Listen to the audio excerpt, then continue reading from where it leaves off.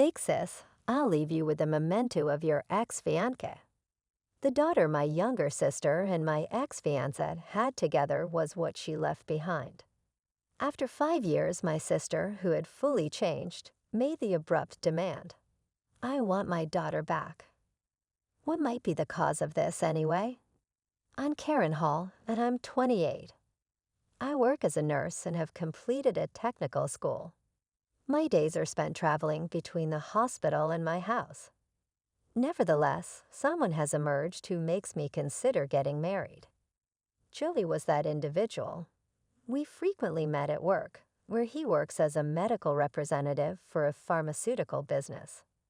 We grew closer as our conversations increased, and soon we began dating. Of course, the topic of marriage came up. I called my parents immediately and decided to bring him home to introduce him. On the day of our visit, I took the anxious Joey to my parents' house. This is Joey, Dad, Mom. Our goal in dating is to get married. My parents greeted him warmly and blessed our union. But then, a voice from the entrance interrupted our lively conversation. Big sis, you're here. Ah, the troublesome one had returned. It was my sister, Sandra, 2 years younger than me. Sandra walked into the living room, looked around, and began introducing herself with sparkling eyes. What? Big sis friend? Nice to meet you. I'm Sandra, her sister. Sandra and I had completely opposite personalities and interests. I liked reading books and preferred simple, calm clothing. On the other hand, Sandra enjoyed shopping and always wore glamorous clothes. She worked at an apparel shop. Sandra, isn't today a work day for you? I asked, a bit surprised. Yes, it was, but something seemed off about Mom and Dad today. So I came home early. And I was right. Exactly as expected. I had a feeling something would happen, which was why I chose my sister's workday to visit. What was that something? Ever since we were young, my sister had a habit of trying to steal my boyfriends. It started when I was in my 3rd year of high school. My sister, who attended a different high school, suddenly showed up at mine one day. When I asked why, she said it was because she liked my boyfriend. At first, I didn't take her seriously, so the 3 of us occasionally hung out together. But eventually, I realized his heart was leaning toward her. That time, I was deeply hurt, but convinced myself it wasn't that she had stolen him from me. It was my fault for spending time together as 3. Thinking this way helped me come to terms with it. Afterward, I went to vocational school and kept myself busy with studies and part-time jobs. Being busy reduced the time I had to face my sister at home. Eventually, I started dating a senior I met at my part-time job. While enjoying a movie date within one holiday, I unexpectedly bumped into my sister at the cinema. Ah, big sis, what a coincidence to meet you here. Is this your boyfriend? Ah, yes. Wow, he looks mature and wonderful. I'm jealous you're dating such a handsome guy. Huh. But Sandra, you have a boyfriend, right? My ex from before. He failed his university entrance exams and is now cramming at a prep school. So we broke up because he hardly has time to hang out. Maybe I should hang out with you guys next time. Her tone and gaze made it clear she was interested in him. Stop joking around. We have plans now, so we're going to leave. Despite my efforts, Sandra began showing up at my part-time job and eventually took my boyfriend away. That's why I didn't want to introduce my fiancé to my sister. Sandra seemed to have a habit of being interested precisely because he was my lover. However, I thought she would have calmed down by now. We had both grown up, and surely Sandra must have had someone else. After finishing the greetings at my parents' house and preparing to leave, Sandra suddenly came over to Joey. Despite my anxiety, she smiled and greeted him. Mr. Joey, please take good care of my sister. Seeing this, I felt a bit relieved. Thus, we began preparing for our wedding. When choosing a dress, Sandra said, "I want to see the dresses too," and ended up coming along. While I tried on several dresses, Sandra gave advice. "I think this one suits you better." She even asked Joey, "Don't you think this suits her better?" and seemed to be having a good time. It felt like they had become quite friendly, but I brushed it off. 1 month before the wedding, Sandra called me out, saying, "We need to talk." When I arrived, I was shocked to find Joey there too. A bad premonition surged through me. "Why are you two together?" Sandra confessed, "Sorry, big sis. I've fallen in love with Joey." Joey added, "Karen, I'm sorry. We've actually been dating." "Since when?" "During the dress fitting. We met a couple of times after that." Sandra, as if waiting for this moment, said, "I'm really sorry, but I'm pregnant." The shock overwhelmed me, and I fainted. When I woke up in the hospital, my parents were somber. "What happened to Sandra?" I asked. Dad coldly replied, "I've cut ties with her." "Forget about your fiancé too, Karen. Understand?" While Dad said this, Mom just cried. 5 years have passed. The wound from my sister's betrayal ran deep. To move on, I focused on work and was eventually promoted to head nurse.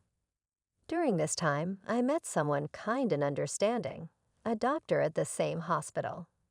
Our relationship developed, and I began to envision a future with him. Eventually, we decided to marry. Meanwhile, Sandra had married Joey. However, I later discovered that her pregnancy claim was a lie. After I collapsed, Sandra was disowned by Dad. Mom, however, couldn't let go completely and contacted her a few times. Once Mom asked her over the phone, "How are you feeling? How's the baby?" Sandra replied casually, "What baby?" I actually wasn't pregnant. It was just a misunderstanding. She laughed as she said it.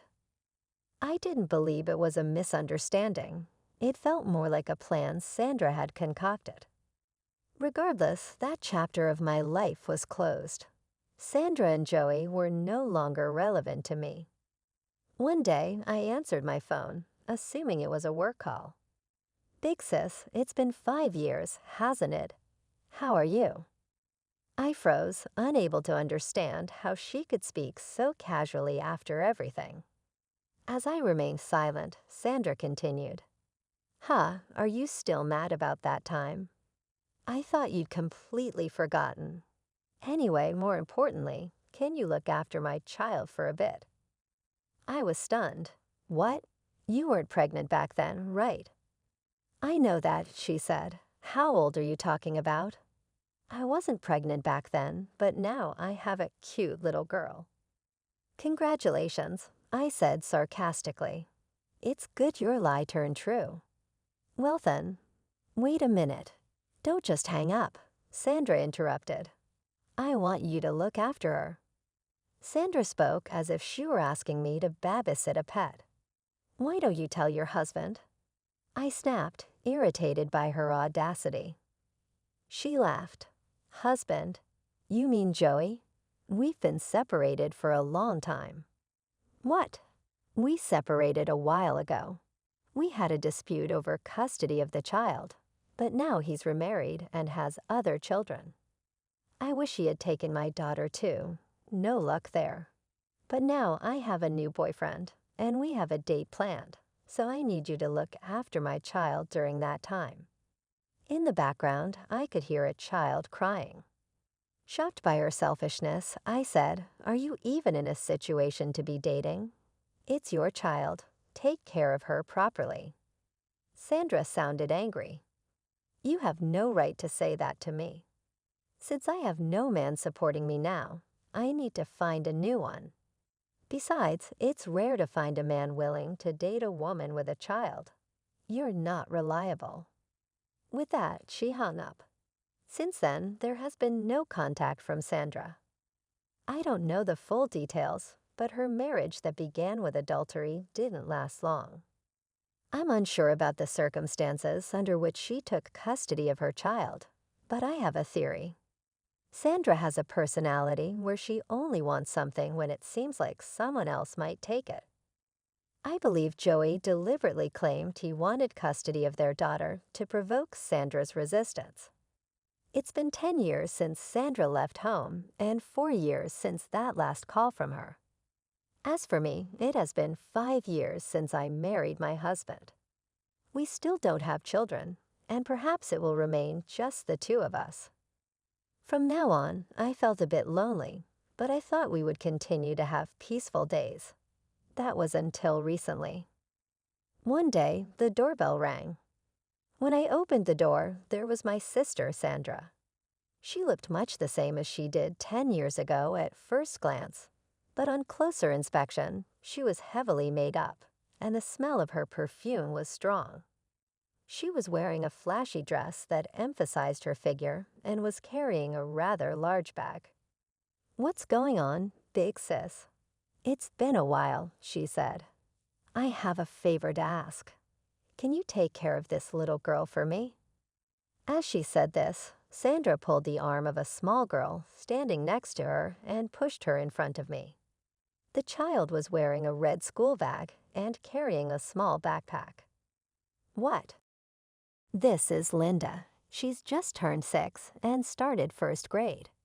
She has a cute face like mine, doesn't she? But I don't need her anymore, so I thought I'd give her to you." "I don't need her." What was she talking about? As she said this, Linda quietly looked down. "Give her away." "Are you serious? She's your child." "But my current boyfriend is going overseas, and he said, 'Let's go together.' It's tough with a child, right? Besides, he doesn't even know I have a child, so giving her to you kills 2 birds with 1 stone." "What? Why?" Despite Linda being right beside her, Sandra continued to talk nonchalantly. "Because she's the child of your former fiancé, whom you loved. Also, I'm leaving tonight, and I've already terminated my lease. If you don't take her, she'll have nowhere to go. I don't want to cause trouble, and you're the only person I can ask. Please." Saying this, Sandra pushed her own child's back firmly. Shocked, I tried to catch Linda, who was about to fall, and we both ended up falling to the ground. "Wait a minute."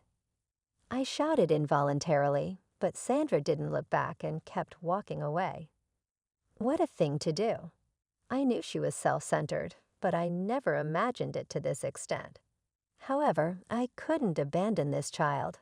No matter how terrible the parent, the child is innocent. For now, I called out to Linda. "Come inside first. Let's have some juice." Although I said this, Linda entered the house silently, without saying a word. When we fell together, I noticed that Linda was quite thin for her age and seemed frail. As a nurse, I immediately realized that her growth was delayed compared to other children. Although she was in the first grade, her build was like that of a preschooler, and her cheeks seemed hollow. Her long hair was messy, with dirt and dandruff in it.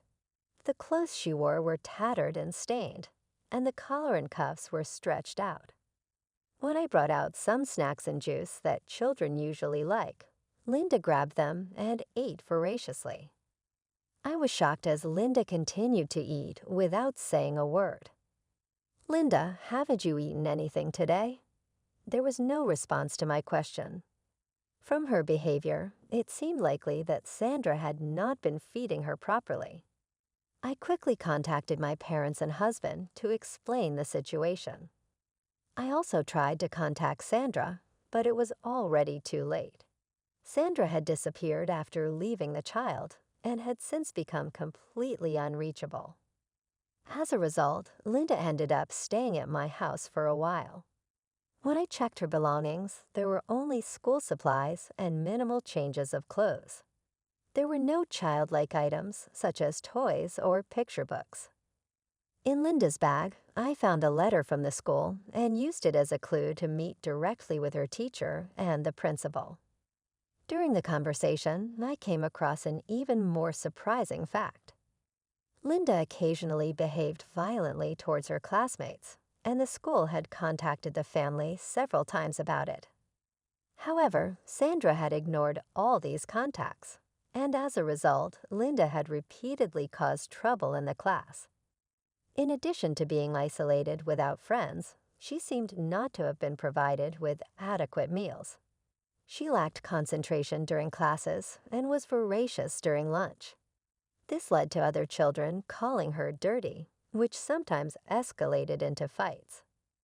The school was concerned about Linda's home environment and was considering reporting to Child Protective Services. That's when I informed the school that we, as her relatives, were willing to take proper care of Linda. After discussing with my husband and parents, we decided to adopt Linda. However, with her mother, Sandra, missing, the proceedings were not expected to go smoothly. Linda could decide on adoption herself once she turned 15. We were prepared for it to take time. Nevertheless, we decided to take on the responsibility of raising Linda.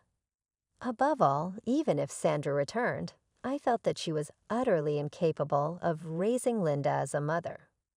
Raising Linda was not an easy task. At first, Linda was quiet, but gradually, she began to open up and interact more. However, when she did speak, she would say things like, "Be quiet," or "Don't come near me." Sometimes she would give us glaring looks. I felt that Linda had come this far without experiencing parental love. The words she uttered were probably what she frequently encountered herself. That's why we decided to consistently shower Linda with patience and affection. We didn't spoil her, but taught her the difference between right and wrong, correcting mistakes on the spot. We made sure she bathed every day, trimmed her overgrown hair, and provided her with fitting clothes. When there were issues at school, I immediately went to discuss them, apologizing to the other parents, while also listening to Linda's side. Initially, Linda was very reserved, but as I patiently waited, she muttered, "They told me not to come close because I'm dirty." "Oh, that must have been very unpleasant for you," I said. When I spoke, Linda suddenly looked up and stared into my eyes. Tears gradually appeared, and eventually she began to cry loudly, her face contorting with emotion. Linda probably never had her feelings understood by anyone before.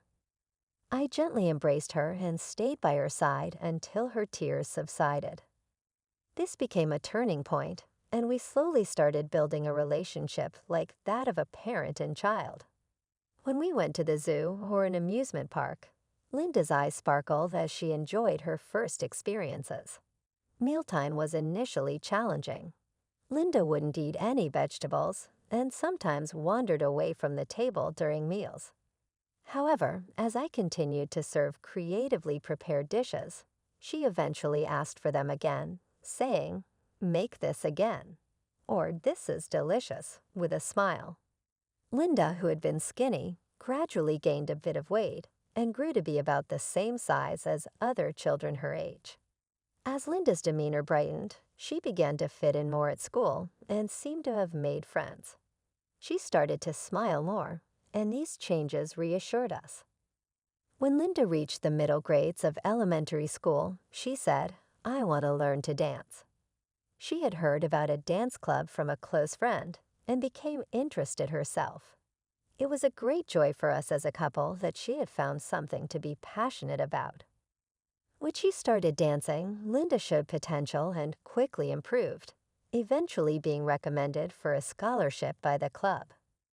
Becoming a scholarship student meant attending special sessions with other clubs on weekends. Though it was a hassle to drop her off and pick her up, if it meant Linda could enjoy herself and pursue her dreams, we thought it was worth it. As she continued her lessons and participated in a performance, to our surprise, Linda was scouted. An agency known for producing many famous child actors saw potential in Linda's expressive dancing and believed she might have talent in acting as well. When I told Linda about it, she said she wanted to try it. So we decided to let her join the agency. A year later, Linda finally made her debut as a child actress. In her debut role, she played the younger sister of the main character in a drama. Because the project was highly talked about, Linda's name gradually became known to the public. However, just as her career was taking off, that sister of mine showed up again. Our parents at home were supportive of Linda's activities, but then my mother suddenly suffered a myocardial infarction and passed away. Wrapped in deep sorrow, we conducted the funeral. As Linda attended the funeral as a granddaughter, murmurs could be heard among the attendees. "Hey, isn't that Linda, the girl from that drama?" "Really? She's a relative. It's my first time seeing her for real." By then, Linda had already become a well-known figure. At that moment, a deafening voice exclaimed, "Yahoo! Long time no see." When I turned around, there was my sister. She might have returned from abroad for the first time in a while. Despite it being a funeral, she wore a flashy pink dress and sunglasses, appearing like an actress about to step onto a stage. "Sandra, what are you doing here?" I asked. "Why?" "I am here because the person I cherished most, our mother, has died. Even if I'm estranged from the family, it's only natural I'd come to her funeral," she said while smiling. Perhaps because she had lost weight, her smile looked somewhat eerie. Then turning her gaze to Linda next to me, she smiled maliciously. "Linda, right? Long time no see. You remember your real mother who gave birth to you, don't you?" "What? How dare she? I missed you." After she abruptly left us with Linda, now she was claiming to be her real mother after neglecting her care. What was she thinking? At that moment, my sister smiled at Linda and said, "Hey, Linda, why don't you come live with your real mother?" Then, staring directly at me, she said, "That's how it is, big sis. Thanks for everything up till now." What? Are you serious? Because Linda is getting noticed as a child actress, right? She's my daughter, after all, cute and charming. She may not be very famous yet, but she might become more popular, right? Then naturally, the money she earns should come to me. I can't miss such an opportunity. It's not about money, Sandra. Linda is not an object. She's not something you can give or take back. What? Don't be ridiculous. I'm the one who gave birth to her, not you. You and your husband don't have children, so you just happen to act as parents, right? But that's over now. The real mother has come back, so give Linda back to me. It's not that simple.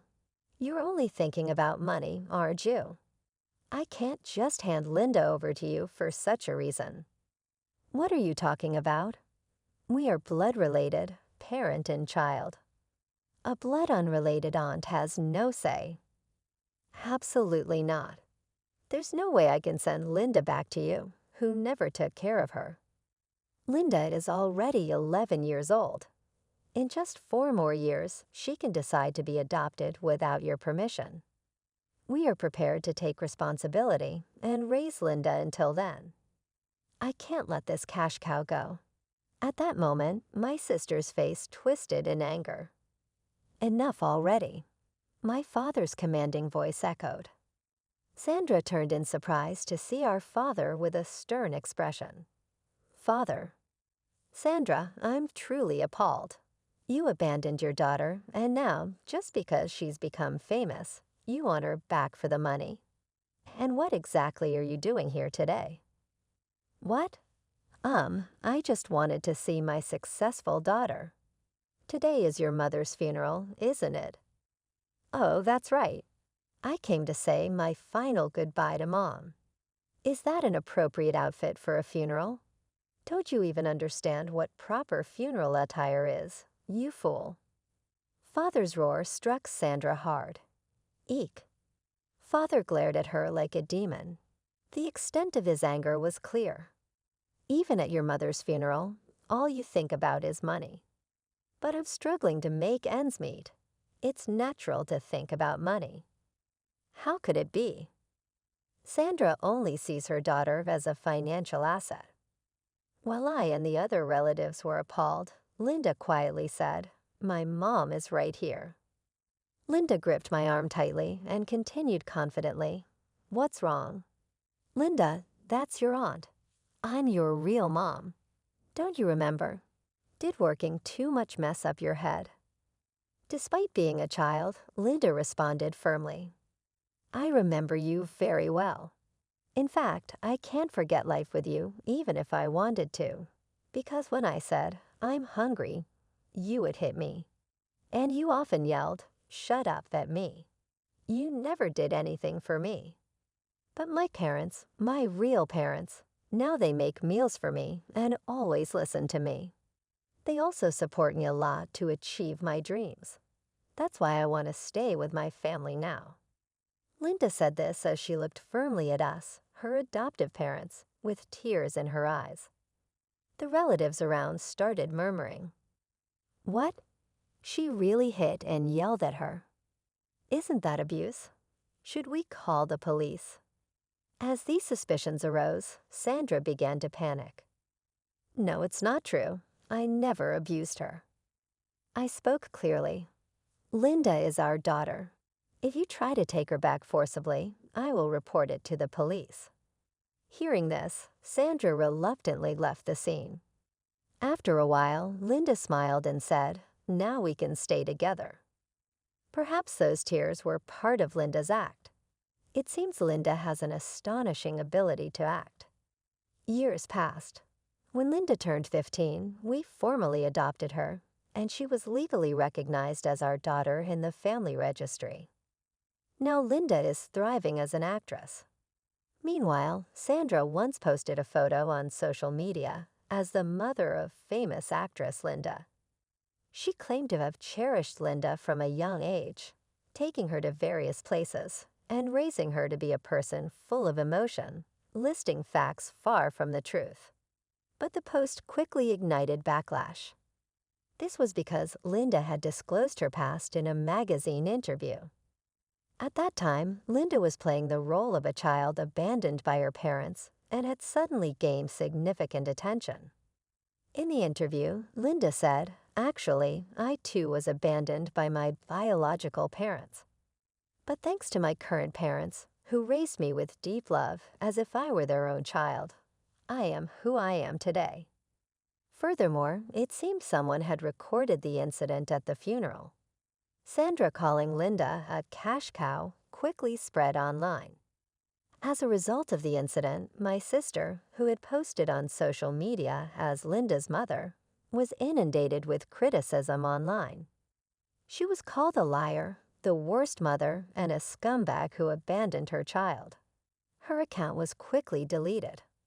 But in today's world, once information spreads on social media, it's irreversible.